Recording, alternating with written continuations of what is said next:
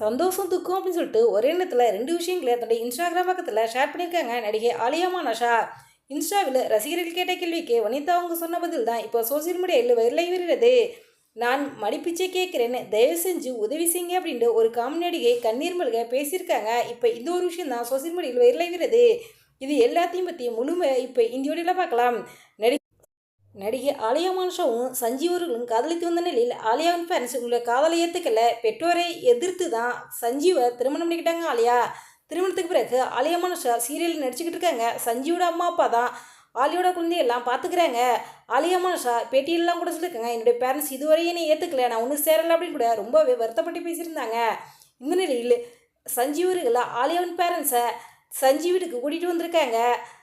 ஆலியாவின் parents ஒரு தாம்பாளத்தில் பூ பழம் வெத்தலை ட்ரெஸ்ஸு எல்லாம் வச்சு சஞ்சீவ் அவர்களிடம் கொடுத்துருக்காங்க. இந்த ஒரு மகிழ்ச்சியான தருணத்தை ரொம்பவே சந்தோஷமாக கொண்டாடி இருக்காங்க ஆலியா குடும்பத்தினர்.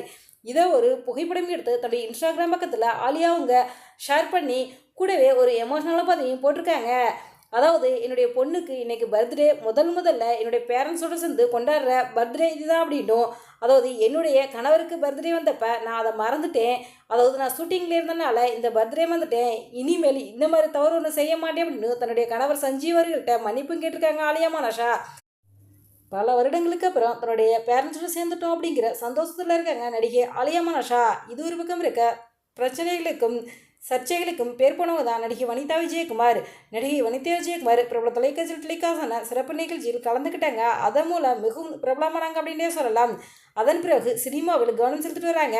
இந்த நிலையில் நடிகை வனிதா விஜயகுமார் அவர்களிடம் இன்ஸ்டாவில் ஒரு ரசிகர் அடுத்த கல்யாணம் எப்போ என்று கேட்டதுக்கு நடிகை வனிதா அவங்க எதிர்பாருங்கள் என்று பதில் சொல்லியிருக்காங்க. அதை பார்த்த ரசிகர்கள் பலரும் அப்போ கன்ஃபார்ம் 4வது கல்யாணம் உண்டா என பலரும் கேள்வி கேட்க ஆரம்பிச்சிருக்காங்க.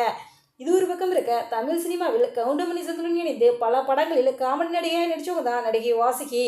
இவங்க தமிழ் தெலுங்கு மலையாளம் என பல மொழிகளில் இதுவரை 100க்கும் மேற்பட்ட திரைப்படங்களில் நடிச்சிருக்காங்க. தற்சமயம் பட வாய்ப்புகள் எதுவும் இல்லாதனால நான் என்னுடைய சொந்த ஊரை நான் காரைக்குடிக்க போயிட்டேன் அப்படின்னும், எனக்கு சாப்பாடு கூட இல்லாமல் நான் ரொம்பவே கஷ்டப்படுறேன் அப்படின்னு கண்ணீர் மல்க பேட்டி கொடுத்துருக்காங்க. எனக்கு தங்குறதுக்கு ஒரு இடமும் வேலையை கொடுத்தா போதும், நான் பழச்சிக்குவேன். தமிழ்நாட்டில் பிறந்தேன், எனக்கு ஆந்திராவில் உதவி செய்கிறாங்க, ஆனால் இங்கே இருக்க நடிகர் சங்கம் எந்த ஒரு உதவியும் செய்யலை. இப்போ நான் ரோடாக திரிகிறேன். நாசர் கார்த்திக் விசால் எல்லார்ட்டையும் வேண்டுகோள் வைக்கிறேன், தயவு செஞ்சு எனக்கு ஏதாவது உதவி செய்யுங்க, மடிப்பிச்சை கேட்குறேன் அப்படின்னு கண்ணீர் மல்க பேட்டி கொடுத்துருக்காங்க நடிகை வாசுகி.